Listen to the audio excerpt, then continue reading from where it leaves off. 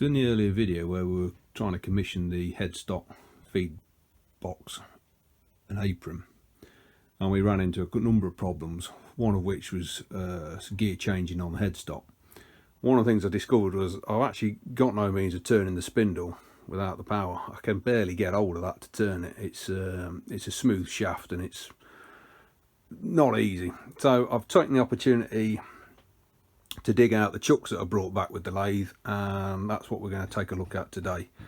There were 4 chucks, and it was an interesting exercise picking out what was going to work and what wasn't. You know those videos where they show a nearly new chuck that looks like it's been put out in a bit of rain for 10 minutes? This isn't one of those. This thing's done some work. So this is the rear of the better of the two looking 4-jaws. This has still got its original sticker on. It doesn't look as if it's been used a great deal. That's the backing plate off the old one, which you can see has been used for something else. That's annoying. I don't even know if that's the right screw for the lathe. I'm going to check that next. That back plate took off the 4-jaw fits this. I guess that's a no then. So I've come back with 4 chucks, and only the one that was on the lathe actually fit this lathe. So it looks like I've got some back plates to make. So I need to basically get that functioning, because that's going to be the only means of holding anything.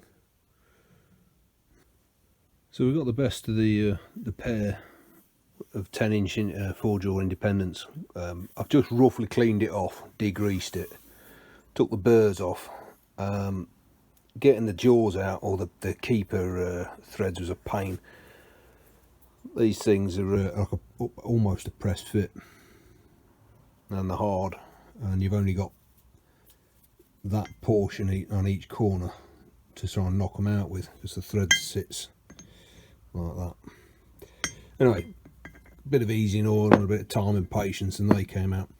The jaws, you can see very little wear. Teeth are good.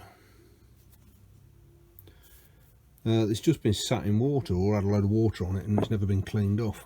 You compare that with the they're a different make, but that's the jaw off the other 4-jaw, so it's badly pitted, not a lot of tooth left. Probably a bit better that way around. So anyway, I'm going to finish off degreasing it all, and then make up a bath of rust eater. The body's not bad condition. It's most of it's clear, but I'd like to get some of this off.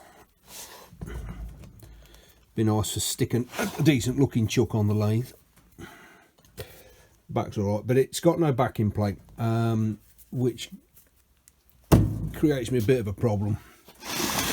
So what I've got as a runnable chuck, and I use that in the broadest possible terms, is this 3-jaw. So I've got to basically use this to make up a stub spindle shaft, which is basically the same as the spindle shaft fixing. So that I've then got a template to make a new one to, and a backing plate to, which is going to be a lot of buggering about, and it's highly dependent upon this thing winding on and off the existing spindle and going back to a repeatable position, so that I can keep nibbling away until I've got a plug that basically fits that. I can't think of another way of doing it. What I basically want to do is, if you like, a plug as a template, which is a good fit to that, to match the spindle, and then use that plug as my master to then make up a new backing plate for that 4-jaw independent. As things stand, I've got that one, which I've got no idea what it's off. And then we got that one, same. That's the only 3-jaw I've got big enough for this lathe, and I'm not had a good look at it, but it's not great condition. So looks like that's it for now. The only other option I've got is to basically take that off, machine the holes and turn the recess and fit that to that. But if I cock it up, I'm not gonna open hell. So that's my other option. I'm gonna ask a few questions of the other Holbrook owners and see if anybody's got a backing plate that they can either loan me or that would they make me one. We'll see. So I'm just getting this ready for rebuilding it, and I'm finding that on every one of the screws either side of this collar there's a tiny little burr rubbed up from use, which basically just drags in there so much so that it makes assembly stiff, but more importantly, as you're turning that, it goes slack loose, slack loose, slack loose. So I'm having to fettle it only a bit. You cannot see anything, I can barely feel anything, but there's just the odd little mark there, that one there. And that, I think, has happened when it's been assembled. And I'm guessing it would wear off, but I want it right before I put it back together. These are hard, or I should say tough rather than hard, because I'm using a diamond file for dressing off any burrs on them, and it's not massively hard. Anyway, so we've had them through the rust eater, cleaned them all up, and then they're just coated with WD-40 at the minute, just to stop them flash rusting. And then we got the other one, which was the one that's pretty nasty. That sat in there having a pickle. Well, that's come out much better than I thought it would. The sticky jaw, which was that one, sorted that out. And they all go in and out pretty evenly until the last about inch, at which point that's well past centre anyway. So, but yeah, excuse the got somebody using a steel saw outside. So yeah, my next job's work out and measure up and then make up a backing plate for it. But for now I'm going to put some oil over it and probably stick it under the lathe for the next couple of weeks till I get other things sorted out. So this is the larger of the two 3-jaw chucks, and it is a 9-inch, which is oddball size, isn't it? There we go. So the back plate's no use to us. That's pretty massive.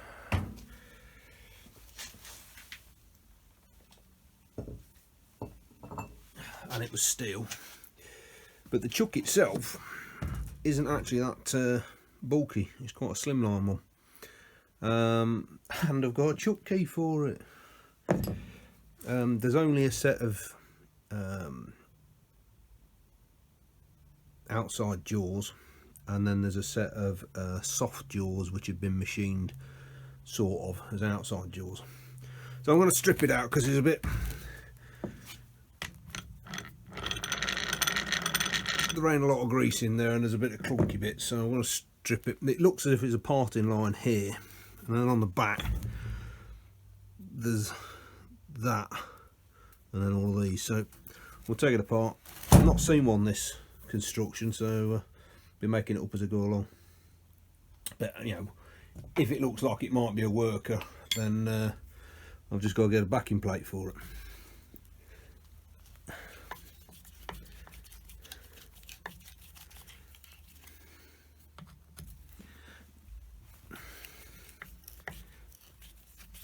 It is nice when the screws aren't seized.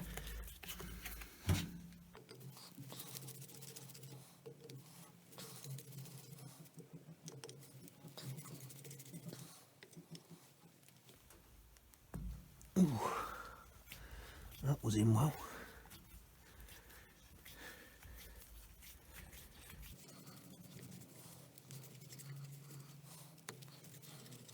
That was finger tight.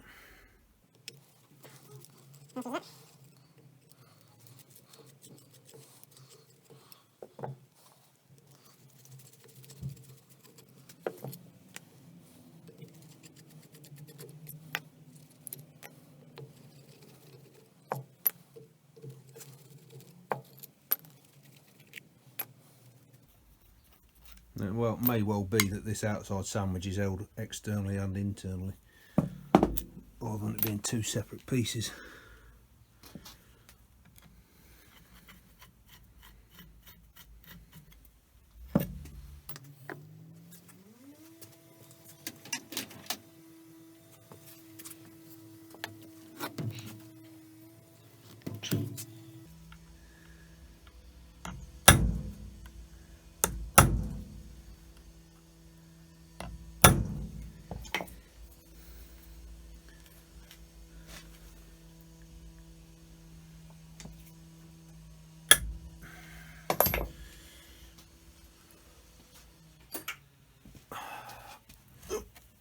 It's always fun trying to get these things to separate.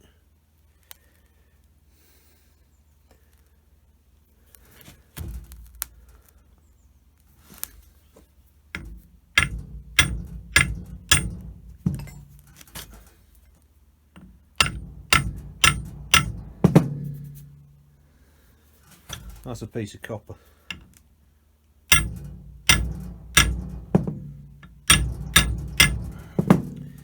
It is separating, but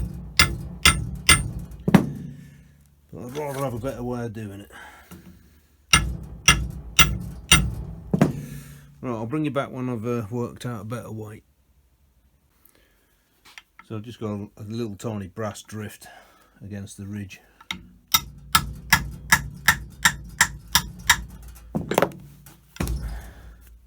It's on well,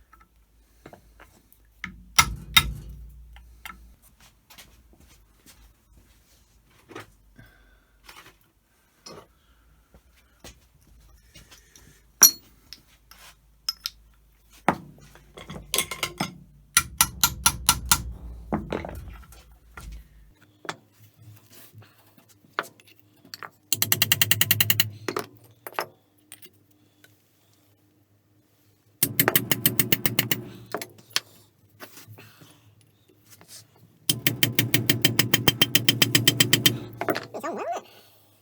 I don't see any other fixings holding.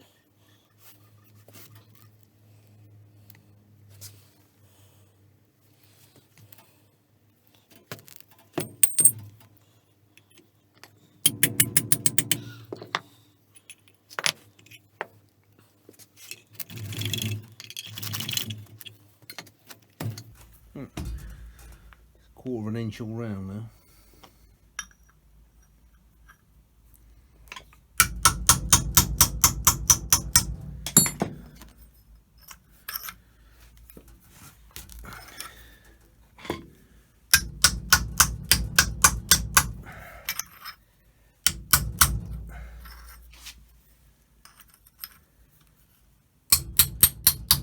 So in true cinematic style, I thought I was recording and I wasn't. Sorry about that. Anyway, it came apart. Combination of the aluminium wedges and just keep separating it off. It's a lovely bit of machining. Different method of assembly these. They go in the holes and then these half rounds go around and secure them. So that's 3 chucks and 3 different methods of retaining the screws.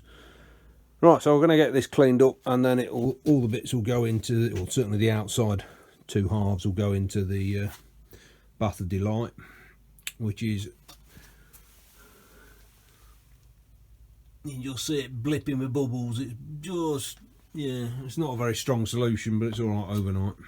I'm just waiting for the rear face of that 3-jaw chuck to come back out the pit of despair. Till the smaller 3 jaws ready to go together, just put the backing plate on it. While I was at it, I thought, well, I'll clean up the back plate that I took off it. And I thought, well, I wonder what thread that is. Anyway, as it happens, it's a 6th tooth per inch, which is the same as that. And I thought, well, that looks odd. Anyway, cut a long story short, it fits. It's not right because it's not got the front register machined on it, but it's got the rear register and it sits on snug and there's no wobble on it. So I'm thinking at the very least it'll do me as a temporary plate, Ironically, I've just ordered a burnout to make a basically one with a smaller register, but I've cancelled that for now. I'm going to use this temporarily. That one we know is good, and then I've ordered a burnout so I can make a steel backing plate for the 4-jaw, or both 4-jaws. So that gives me a little bit more options in terms of how I'm going to machine stuff.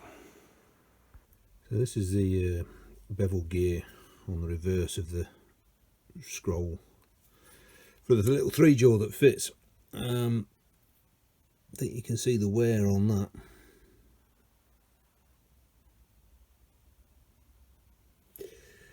It was rammed full of grease, but not much of it on the actual gear faces. I'll clean it up, build the chuck back up, and I basically need to find myself another one at some stage. So I'm just finishing putting the chucks back together after cleaning them all up. This is the original back plate that was supplied with the lathe. The reason I know that is that there is the serial number of the lathe, and it's the sizes all match and everything. Anyway, what I thought I'd do is just check the clearances on the registers, and the long and the short of it is that's made to the nominal size, 2-inch, and the spindle is 2.5 thou down there, and that one's 3 thou down. So there's, for all intents and purposes, between the OD of that and the ID of the register plate, there's 2.5 thou, and there's 3 thou over that one. I thought they'd be closer than that, and I haven't cleaned. I mean, I've cleaned it, but I've not polished it or removed any material off these faces, and the same goes for the ID of those. So yeah, I thought it'd be a much tighter precision fit than that, but there we go. I suppose it'd bind on if you made it too tight. So the last job's fit that back onto the smaller of the chucks, and then I've just got the original, the first of the 4 jaws to rebuild. I'll bring you back and show you the effect of the rust on that. So they're the worker chucks that we've ended up with. That's cleaned up really nice. I don't think it's done a lot of work. Those teeth are nice, jaws are really snug, and yet they move freely, so I don't think that's done much work. Needs a new back plate. Well, it needs a back plate. The one that was fitted was nothing like off this lathe, so I've ordered a burnt plate, and I'll put a steel back plate on that one. So it's a Pratt 55. This one is also a Pratt chuck, if we can focus. I don't want to do it anyway. Both English chucks. This is not bad. There's a little bit of play in it. It looks to have done quite a bit of work. It's cleaned up not too bad. The back plate on it is made without a front register, so I'm reserving judgment on how accurate that's going to run. And that's the one that was on the lathe when I got it. It's a 7-inch 3-jaw. It's done quite a bit of work. It's on. It works. A bit of a dodgy setup on the bolting screws, so I'm going to order some new ones. One of them was only half length. So yeah, better than I thought I'd end up. I've just put a coat of paint. It's going to be very bright and hot out here, so I've just put a coat of red oxide on the internal cast faces of the other 4-jaw, and when that's dried off, I'll build it up and show you what the rust had done to it. But there's it's a bit of a moonscape now. It probably would benefit from a light skim. That's the product I've used. It's worked fine. I've just got the tool post that came off the swivel slide is in there slowly getting munched. I've degreased it and it's in there, but I'm not convinced that's the original one off the lathe, but I've got nothing else to go off. These are the jaws off the one outside. Pretty snotty. I've cleaned all, there's no rust on them now, it's just the surface pitting. So, you know, to clean them up, they'd want grinding up. but it'll make a nice user, so I might put it together and sell it as used.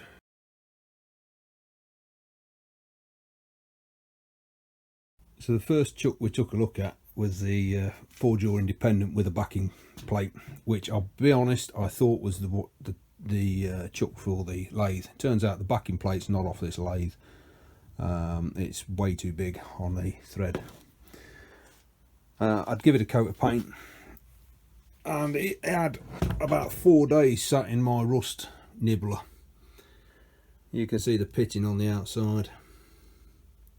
It's perfectly functional, but it don't look so pretty. I had thought it might be the original chuck for the lathe, but the combination of the backing plate plus there's no serial number stamped on the back of the chuck to match the lathe or the backing plate. But as a user chuck, I mean, there's a little bit of wear on it. It's done some work, but it's perfectly functional. But it's a duplicate of what I've got. So I'm going to probably list this on eBay, move it on, give somebody else the opportunity. If I had a big rotary table, it might fit on that, but I haven't, so it won't.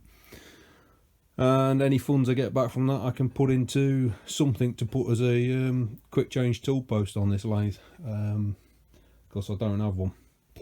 So at the moment I am in the process of rebuilding the top slide or swivel slide. So I'll get this up, you can have a look, see what we found on the chucks, and see you in a week.